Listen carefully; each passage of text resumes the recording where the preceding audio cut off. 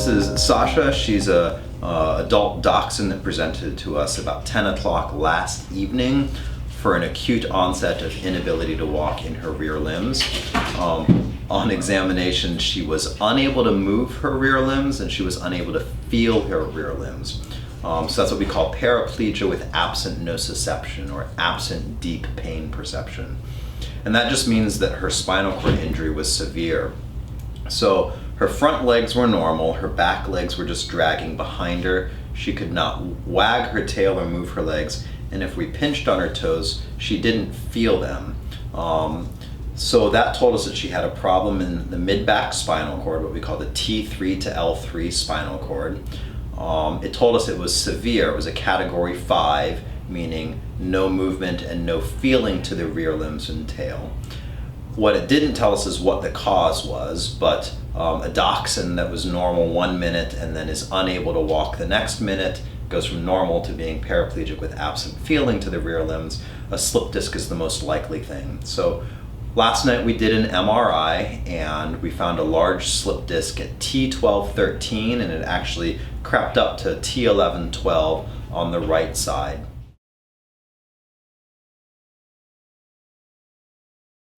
We did surgery and found a large amount of calcified disc material, and surgery went very, very well.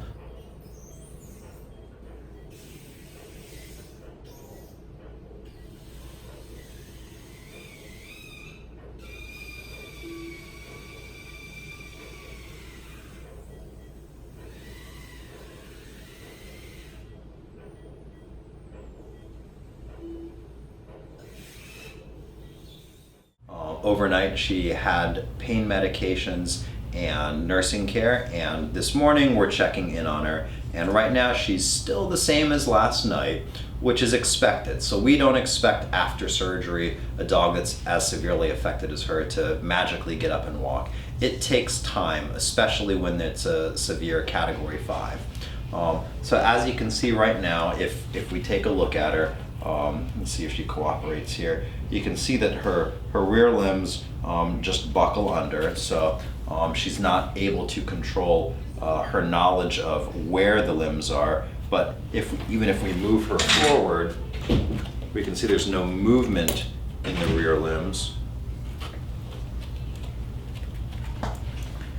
What we do is we apply a painful stimulus to the tail, and that's painful enough, or a strong enough stimulus, that in a normal dog it would travel up the spinal cord to the brain and she would say, "Ow, that hurts." She would turn and look at me, she would cry, she would whimper.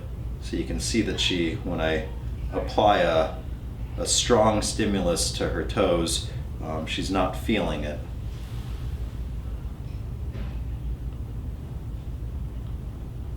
And that's okay right now. Again, her injury was severe. We're literally, 10 hours out of surgery right now, so 12 hours out of surgery right now. So she's going to stay here with pain medications, nursing care, and bladder expressions. We'll be watching her for a complication called myelomalacia. Myelomalacia is a complication that happens in about 10% of dogs that are paraplegic with absent feeling to the rear limbs.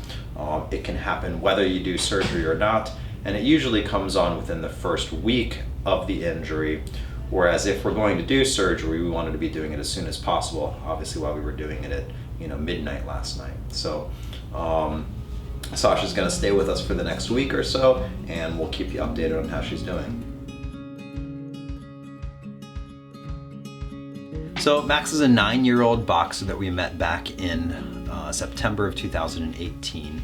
He belongs to a veterinarian, and the veterinarian had noticed that Max was starting to have these episodes of being off balance. He'd sort of stop and his head would tilt and he'd be wide-based and he'd have a hard time walking, and then it would get better.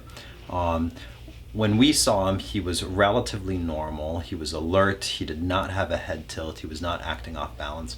But he did have an absent menace on the right eye. So a menace response is when we bring our hand towards the eye, making a menacing gesture, and the appropriate response is for the dog to close the eye. So Back in September, we did an MRI of Max's brain, and it showed a large mass that was associated with the back part of the brain, or the balance system. It looked like it was a type of tumor called a meningioma, but we were unsure, we were not able to be sure unless we removed it and got a biopsy. So we did Max's surgery back in September. Surgery went very well. We removed about 90-95% of the tumor. So what we're looking at here in the left pane is Max's MRI back in September. And what we're looking at here is, this is the right side of his head, the left side, this is the top of his head, this is the bottom. So this is a slice made in sort of the back third of his head. This is the cerebellum, this is the brainstem, and this is the part of the brain responsible for vision, the occipital lobe or occipital cortex. These are muscles, and this is the bone, and boxers tend to have these kind of tall, triangular shaped skulls. This white thing here is a mass on the surface of the brain, consistent with a meningioma. You can see that it's sort of pressing the brain down and towards the left. So we did surgery on the 24th, and right after surgery we did an MRI. And what you can see here is we've removed or made a window in the skull here, and then we've replaced it with a titanium mesh or titanium screen. But you can see that the mass is gone. Even when we feel that we've removed everything that we can see grossly, there's still usually tumor that's left behind. So whenever we're doing brain surgery or spinal surgery, we usually do not have the luxury of taking margins, meaning I can't take a window of normal brain tissue around the tumor. So we felt pretty good about what we got out and recommended post-operative radiation, but we also discussed using a tumor vaccine made from Max's own tumor to stimulate his immune system to try and destroy the remaining cancer cells. So Max has done incredibly well, but the owners went out of town, and when they returned from out of town, he had another episode of being off balance. So they were very, very worried. So they brought him back today. Again, his examination was completely normal, but we repeated his MRI, and unfortunately, as you can see here, the mass has regrown. So it's about the same size, or maybe even a little larger than it was at initial diagnosis. So our options at this point would be to reconsider surgery and try and remove this again and follow up with radiation, versus not remove it again and just do radiation. And the third option would be just to continue medications and treat him symptomatically, understanding that this is going to continue to grow and eventually show more symptoms.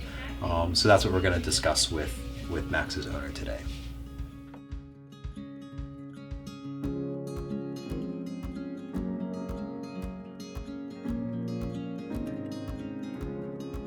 So Augie's a 9-week-old intact male kitten. He was found in a parking lot in the beginning of June, so about 4 to 5 weeks ago. And since the new family has had him, he's been incoordinated and has had this tremor surrounding his head and neck.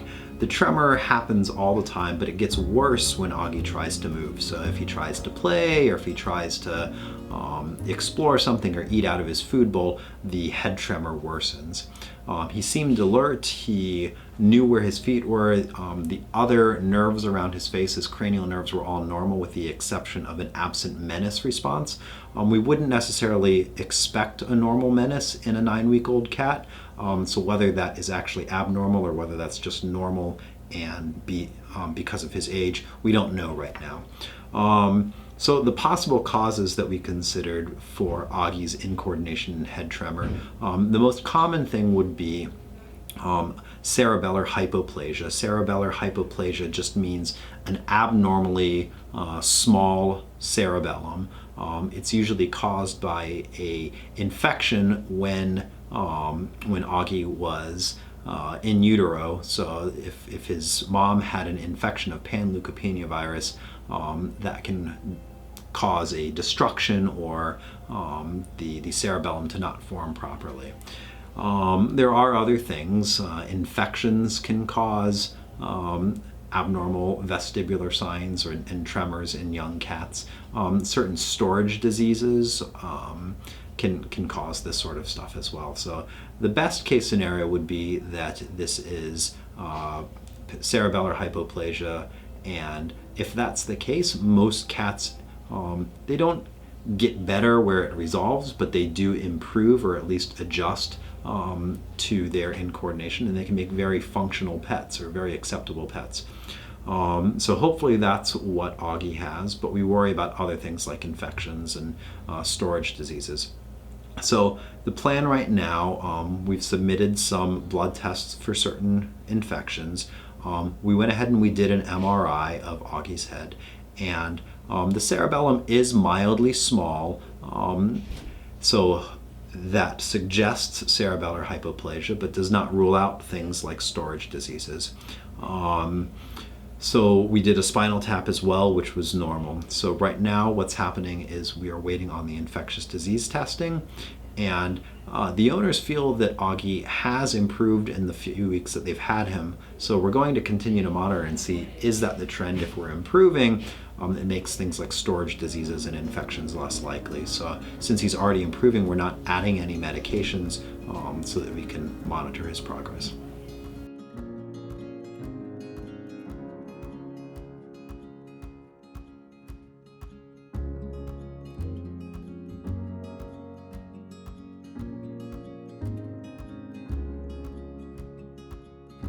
Masticatory muscle myositis means inflammation directed against the muscles of chewing.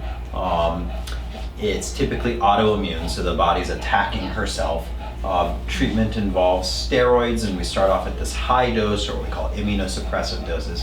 And the plan is to gradually decrease.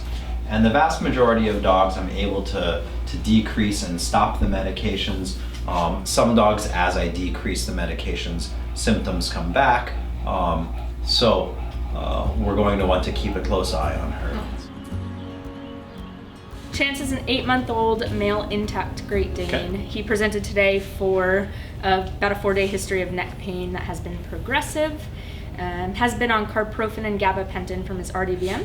The owners felt like there was a little bit of a improvement on the carprofen initially. Okay. They do report thoracic limb lameness, although they're unsure which limb it was. That has improved. I didn't see it on exam today. On his exam today, he does have a normal neurologic exam with neck pain, so he really resists manipulation of his neck, doesn't really like ventroflexion or side-to-side movements of his head. Okay. Does yelp out intermittently as well. So I localized him to a C1, C5 myelopathy. Plan for today would be to do MRI plus or minus, spinal tap plus or minus, some infectious disease testing, and differentials. Primary differentials would be infectious versus inflammatory versus like a malformation like a wobbler's. Okay. Less likely things would be a juvenile tumor or a trauma that we don't know about. Okay. So plan, you said MRI, spinal tap. MRI, spinal tap, infectious disease testing. Cool.